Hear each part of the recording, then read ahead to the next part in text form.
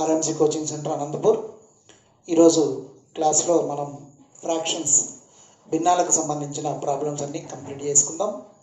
So present మనం ఫ్రాక్షన్స్లో ఉన్నాం. So నిన్నటి వరకు ఫ్రాక్షన్స్కి సంబంధించిన ప్రాబ్లమ్స్ చేసాం. ఇంకా కొంత బ్యాలెన్స్ ఉంది, అది ఈరోజు కంప్లీట్ చేసేసుకొని అగైన్ ఈరోజు నుంచి మనము ఒక వీడియో అర్థమెటిక్ టాపిక్ సంబంధించింది, ఇంకొక వీడియో రీజనింగ్ పార్ట్కి సంబంధించిన క్లాసెస్గా తీసుకొని డైలీ 2 వీడియోస్ మీకు అప్లోడ్ చేస్తాను. సో దాంట్లో రీజనింగ్ పార్ట్ ఒక టాపిక్ వస్తుంది, అర్థమెటిక్ పార్ట్ ఒక టాపిక్ వస్తుంది. ఈ విధంగా రీజనింగ్ అర్థమెటిక్ రెండు కూడా కవర్ అయ్యే అవకాశం ఉంటుంది.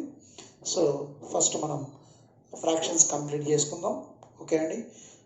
So first question, A man spending 9/16 of his salary, his savings is ₹2100. Find his total salary. ఒక వ్యక్తి తన జీతం నుండి 9/16 వంతు 9/16 వంతు ఖర్చు చేసి ₹2100 పొదుపు చేశాను. అయినా అతని మొత్తం జీతం ఎంత? సో ఈ క్వశ్చన్లో మనకి ఇచ్చిన fraction, given fraction is 9/16. Then take the 9/16 here. అతని టోటల్ శాలరీ 16 parts. అవుట్ ఆఫ్ 16 parts salary, 9 parts are expend. Okay, so his expenditure is 9 parts. అతను 9 భాగాలు ఖర్చు చేశాడు. 16 భాగాల జీతం నుంచి 9 భాగాలు ఖర్చు చేశాడు. సో 16 భాగాలకు అతని జీతం ఎంతో కనుక్కోవాలి. అయితే 16 భాగాల్లో 9 భాగాలు ఖర్చు అయిపోతే 16 - 9, then 7 parts are savings. So అతను 7 భాగాలు సేవింగ్ చేస్తున్నాడు, అంటే పొదుపు చేస్తున్నాడు. ఎంత పొదుపు చేస్తున్నాడు? 2100 పొదుపు చేస్తున్నాడు. ఓకే అండి. సో 7 భాగాలకు కాను ఆయన చేసే పొదుపు ఎంతంటే 2100. అయితే అతని టోటల్ శాలరీ, సో ఫ్రాక్షన్లో మనకి ఇచ్చిన డినామినేటర్ టోటల్ శాలరీ తెలియజేస్తుంది. కాబట్టి 16 partsకు అతని శాలరీ ఎంత? మొత్తం జీతం 16 భాగాలు, అందులో 9 భాగాలు ఖర్చు అయిపోయింది, ఇంకా మిగిలింది 7 భాగాలు. ఆ మిగిలిన 7 భాగాలు ఏం చేస్తున్నాడు అంటే పొదుపు చేస్తున్నాడు. సో పొదుపు చేసే సొమ్ము 2100 అయితే అతని టోటల్ శాలరీ ఏమవుతుంది? Okay right. మనకు కావాల్సిన 16 parts by 7 into 2100. 7 × 3 = 21, 16 × 3 = 48. సో అతని శాలరీ ₹4800. చూడండి, ఏ tank contain 11/15 of water. If 60 liters is added to tank is filled, find the capacity of the tank. A tank contain 11/15 of water. If 60 liters is added to tank, it is filled. Find the capacity of the tank. Okay, ఒక water ట్యాంక్లో 11/15 వంతు నీరు కలదు. ఇంకా అందులో 60 లీటర్ల నీరు పోసినట్లయితే ఆ ట్యాంక్ నిండును. అయితే ట్యాంక్ పరిమాణం ఎంత? ఒక వాటర్ ట్యాంక్లో 11/15 వంతు నీరు కలదు. ఇంకా అందులో 60 లీటర్ల నీరు పోసినట్లయితే ఆ ట్యాంక్ నిండును. అయితే ట్యాంక్ పరిమాణం ఎంత అని అడుగుతున్నాడు. So capacity of tank. In the question given fraction is 11/15. Means tank capacity, total capacity is 15 parts. Okay, find total capacity of the tank of 15 parts. So already 11 parts water ఉంది. Okay, 11 parts water ఉందంటే ఇంకా empty part ఎంత అంటే 4 parts. 15 - 11 that is equal to 4 parts. So empty 4 parts. Then ఖాళీగా ఉండే భాగం ఇంకా 4 భాగాలు. మరి 4 parts కాను ఎన్ని లీటర్ల వాటర్ అందులో స్టోర్ చేస్తే ట్యాంక్ నిండుతుంది అన్నాడు? 60 liters. If 60 liters is added to tank, okay, then tank is filled. So 4 partsకి మనం ఎంత యాడ్ చేయాలండి? 60 liters యాడ్ చేయాలి. అయితే total capacity 15 parts. Then tank capacity ఎంత? 15 పార్ట్స్కి ఎంత? 4 పార్ట్స్ ఎంటీ పార్ట్లో 60 లీటర్స్ పడితే టోటల్ ట్యాంక్లో ఎన్ని లీటర్స్ పడుతుంది? 15/4 × 60. 15కి క్వశ్చన్ మార్క్ పెట్టాం కాబట్టి 15/4 × 60. 4 ఇక్కడ 15 టైమ్స్ పోతుంది. 15 15s 225. The tank capacity is 225 liters. So tank capacity entante 225 liters ante. Third one, in a class 5/8 of boys, the number of boys are 20 more than girls. Find the total students in the class. In a class 5/8 of boys, the number of boys are 20 more than girls. Find the total students in the class. Okay. బాలుర సంఖ్య బాలికల సంఖ్య కన్నా 20 ఎక్కువ అయిన తరగతిలోని విద్యార్థుల సంఖ్య ఎంత? అయితే తరగతిలో ఉండే విద్యార్థుల సంఖ్య ఎంత అని అంటున్నాడు. ఓకే అండి, right. In the question given fraction is 5/8 boys and girls. Okay, in the given fraction 5/8, out of 8 parts boys are 5 parts. The remaining girls are 3 parts. Out of 8 parts boys 3 parts and girls, out of 8 parts boys 5 parts and girls 3 parts. The difference between boys and girls, boys 5 parts and girls 3 parts, the difference between both 2 parts. So then boys are 20 more than girls. Boys are 20 more than girls means, so 2 parts value is 20. Find the total strength of the class. So total strength means 8 parts. Out of 8 parts 5 parts are boys and the remaining 3 parts are girls.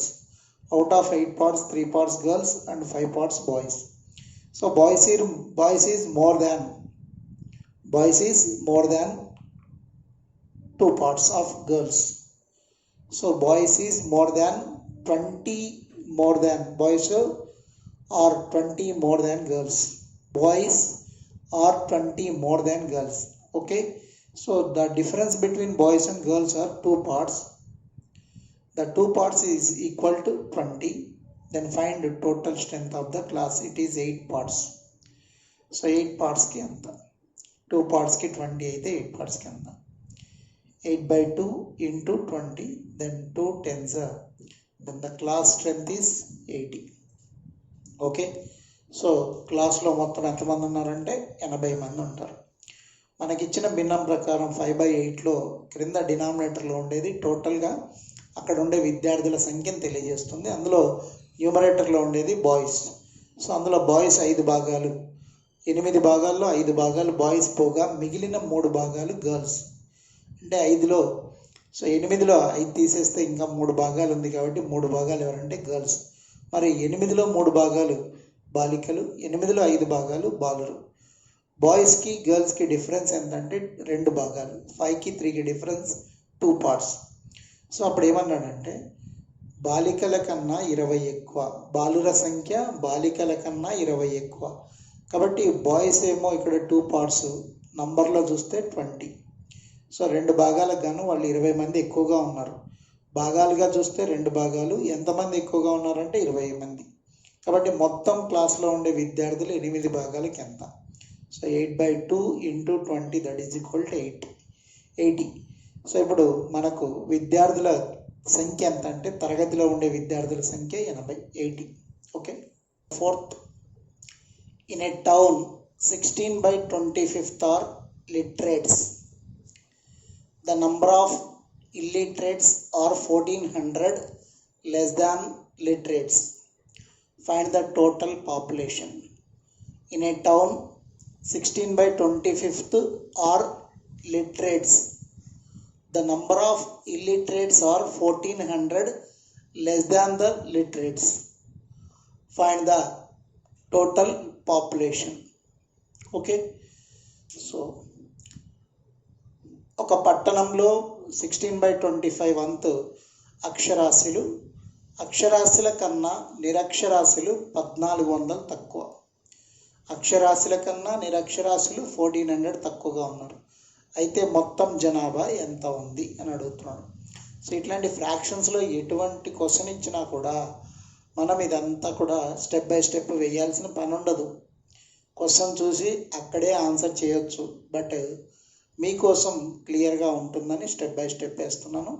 So అయితే డైరెక్ట్గా ఎట్లా answer చేస్తాము, తర్వాత step by step ఎలా చూస్తాం, రెండు చూద్దాం ఇప్పుడు. అయితే of 25 parts, 16 parts are literates. The remaining parts are illiterates. Okay, so literates and illiterates difference are 1400. Then find the total population, 25 parts. Okay అండి. సో మొత్తం జనాభా 25 భాగాలు, అందులో న్యూమరేటర్లో ఉండేది అక్షరాస్యులు 16 భాగాలు. వాళ్ళు పోతే మిగిలిన వాళ్ళు నిరక్షరాస్యులు. అయితే అక్షరాస్యులకు నిరక్షరాస్యులకు భేదం ఎంత? 1400. అయితే మొత్తం జనాభా 25 భాగాలకి ఎంత? సో ఇది క్వశ్చన్లోనే మనం చూసి ఆన్సర్ చెప్పొచ్చు. ఎట్లాగంటే, సో ఇందులో 16 భాగాలు ఎవరున్నారు? అక్షరాస్యులు ఉన్నారు. వాళ్ళు 16 భాగాలు పోతే మిగిలిన 9 భాగాలు ఎవరు ఉంటారు? నిరక్షరాస్యులు ఉంటారు. మరి నిరక్షరాస్యులకు అక్షరాస్యులకు నిరక్షరాస్యులకు భేదం ఎంత? 1400. అంటే వీళ్ళు 16 భాగాలు, అప్పుడు వీళ్ళు 9 భాగాలు. 25 - 16 9 భాగాలు. సో వీళ్ళు 9 భాగాలు, వాళ్ళు 16 భాగాలు. మధ్య భేదం ఎన్ని భాగాలు? 7 భాగాలు. 7 parts. The difference between literates and illiterates are 7 parts. The 7 parts value is 1400. Okay, 7 parts value is 1400. Then find total population, 25 parts. Okay, 25/7 into 1400. Then the difference of 7 2s are 14 and 2 25 is 50. The total population of town is 5000. So ఇది డైరెక్ట్గా question నుంచి మనం తీసుకోవచ్చు. అయితే అసలు మనం చేసే విధానం ఏంటి? ఇచ్చిన ఫ్రాక్షన్ 16/25. ఇది మొత్తం జనాభా, టోటల్ పాపులేషన్. 16 parts అక్షరాస్యులు. సో మరి 25లో 16 మైనస్ చేస్తే 9 భాగాలు ఎవరంటే వీళ్ళు నిరక్షరాస్యులు, ఇల్లిటరేట్స్. సో అక్షరాస్యులు 16 భాగాలు, నిరక్షరాస్యులు 9 భాగాలు. మరి ఇక్కడ అక్షరాస్యులు నిరక్షరాస్యులు తీసుకుంటే అక్షరాస్యులు 16 భాగాలు, నిరక్షరాస్యులు 9 భాగాలు. మధ్యలో భేదం ఎన్ని భాగాలు అంటే 7 భాగాలు. ఓకే, ఇద్దరి మధ్య భేదం 7 భాగాలు. అప్పుడు అక్షరాస్యులు నిరక్షరాస్యుల కంటే 7 భాగాలు ఎక్కువగా ఉన్నారు. సో వీళ్ళేమో 7 భాగాలు తక్కువగా ఉన్నారు. ఇద్దరి మధ్య భేదం 7 భాగాలు. సో అప్పుడు 7 భాగాలకు ఎంత ఉందండి? 1400. అయితే టోటల్ పాపులేషన్ 25 partsకి ఎంత? So 25/7 into 1400. 7 2s. అయితే టోటల్ పాపులేషన్ ఎంత వచ్చింది? 5000. ఇది మనం స్టెప్ బై స్టెప్ వేసుకున్నాం. ఇదేమో డైరెక్ట్గా తీసుకున్నాం. Okay, number 5. 1/3 of a pole is under soil. Okay, 1/4 of the pole is under water. The remaining 60 meters are visible. Find the total length of the pole. 1/3 of a pole is under soil. 1/4 of the pole is under water. The remaining 60 meters are visible. Find the total length of the pole. Okay అండి. So ఒక స్తంభం యొక్క మొత్తం పొడవులో 1/3 వంతు నేలలోను, 1/4 వంతు నీటిలోను, మిగిలిన 60 మీటర్ల పొడవు పైకి కనిపించిన మొత్తం స్తంభం పొడవు ఎంత అంటున్నాడు. Okay right. ఇలాంటి క్వశ్చన్ నిన్న లాస్ట్ క్వశ్చన్గా చేసినట్టున్నాం మనం. నిన్నటి క్లాస్లో చేసాం ఇలాంటి క్వశ్చన్. ఇప్పుడు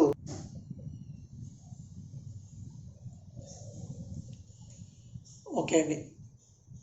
the total pole 1/3 are on the soil or underground and 1/4 in the water.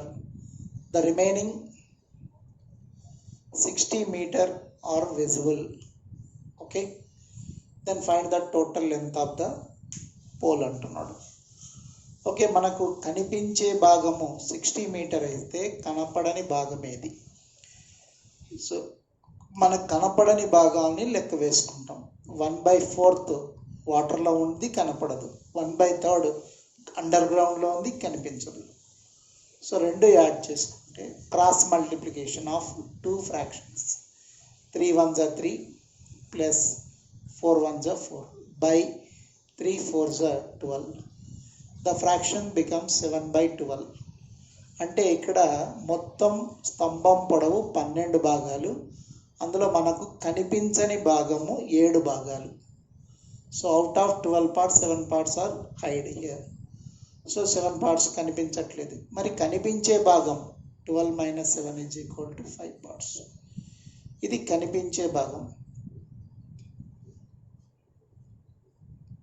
మరి ఎన్ని మీటర్లు కనిపిస్తుందంటే ఇక్కడ 60 మీటర్లు కనపడుతుంది. కాబట్టి కనిపించే 5 భాగాలకు 60 మీటర్స్ అయితే కనిపించేది 5 భాగాలు. మనకు కనిపించే 5 భాగాలకు 60 మీటర్లు ఉంటే మొత్తం పొడవు, స్తంభం యొక్క పొడవు 12 భాగాలు, 12 partsకి ఎంత?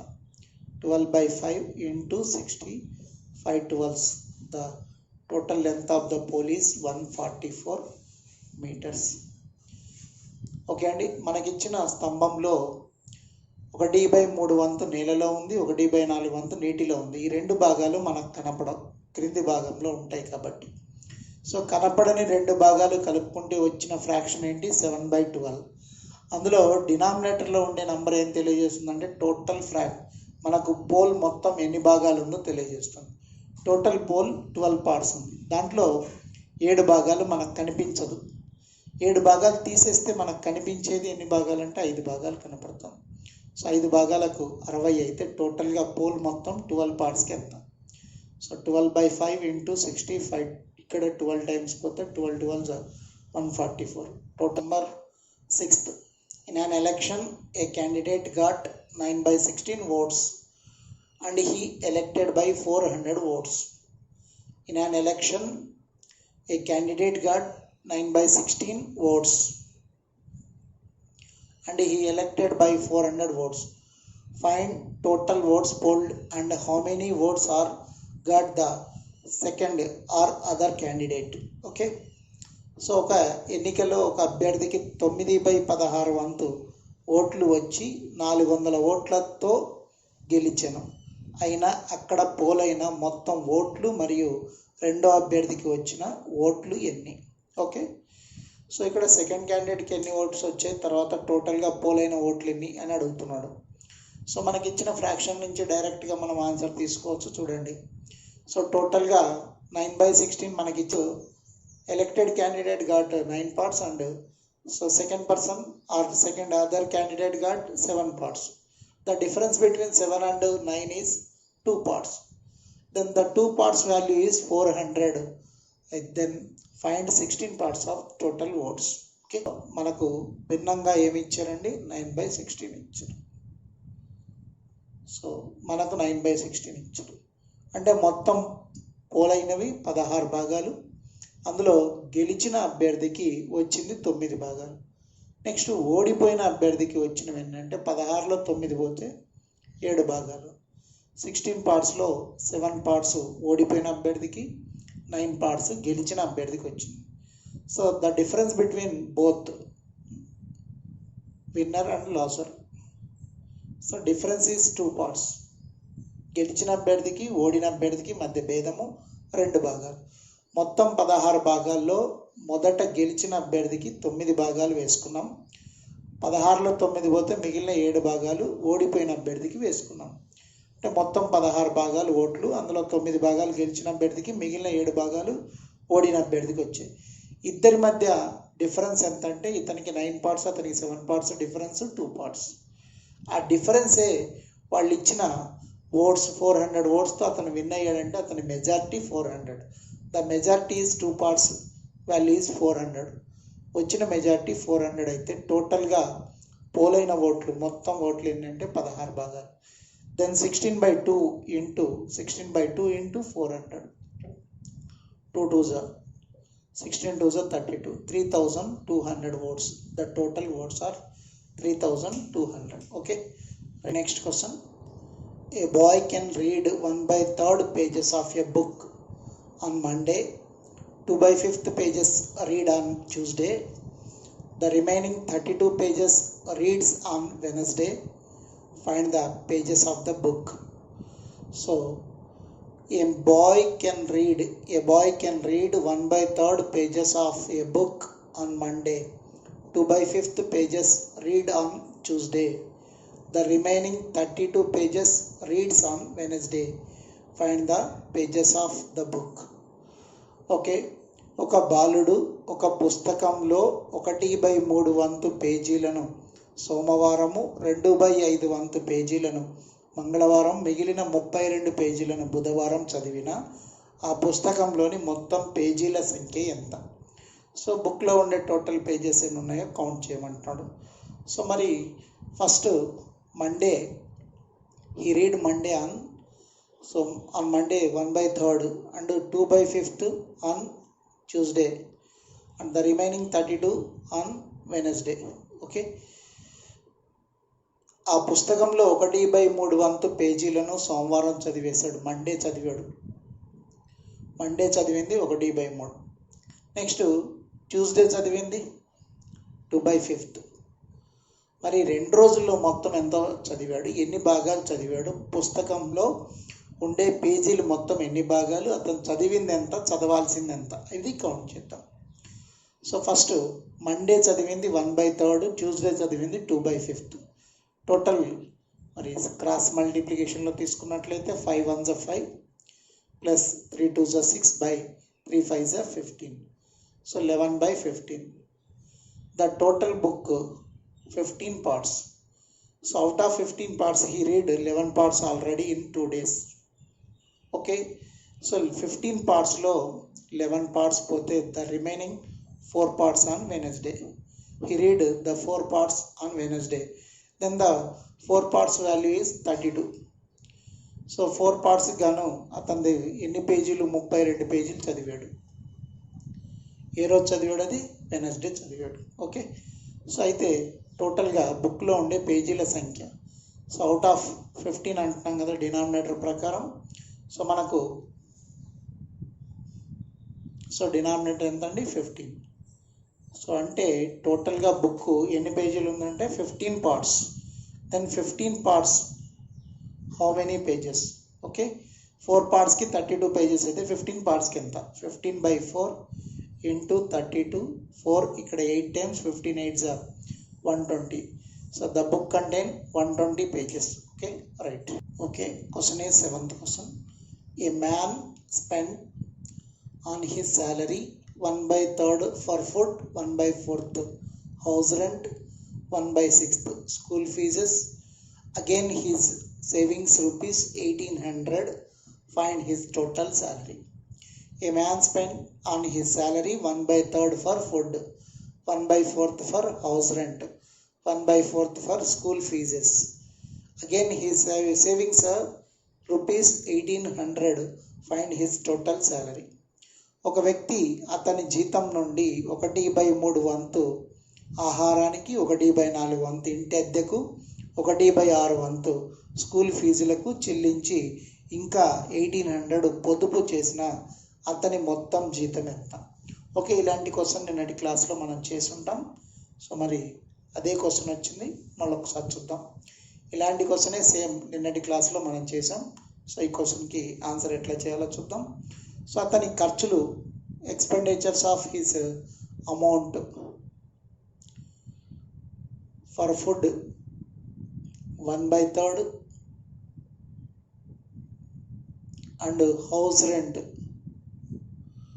1/4, school fees 1/6. Okay, so total his expenditures addition చేసుకున్నట్లయితే denominators 3 4 6. The LCM of 3 4 6 is 12. Okay, then LCM 12లో 3 4 times పోతుంది కాబట్టి 4 1s are 4 ప్లస్ 12లో 4 3 times పోతుంది కాబట్టి 3 1s are 3 ప్లస్ 12లో 6 2 టైమ్స్ పోతుంది కాబట్టి 2 1s 2. Okay, total 9/12.